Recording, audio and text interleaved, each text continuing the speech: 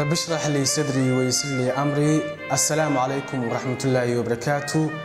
بعد التحية halkan waxaan ka soo jeedinayaa maanso ani oo dareenkayga aan kaga hadlayo oo aan ugu talagalay hooyaday oo aan ugu magac daray maasadaas farxiyo hooyay farxiyo. maasadu waxay leedahay sida tan: adaa noloshayda fura qalbiga farxadiisa wada jacaylkaaga fursada nafta adiga ku filan adaan kugu faanayaa farxiyo hooyay farxiyo. inaan nolol fiican galo filkay dhaafo ka tago aday farxadaada tahay farxiyo hooyay farxiyo.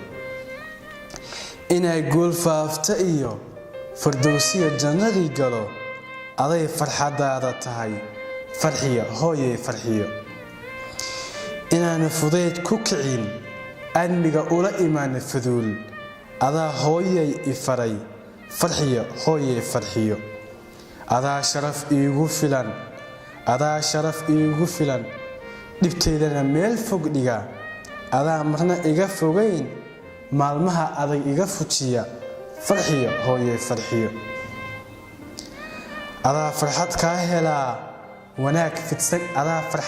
helaa wanaag fidsan kaa dhexlaa faa'iidaan kugu qabaa farxiyo hooyay farxiyo.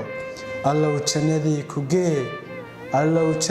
ku gee farxiyo hooyay farxiyo.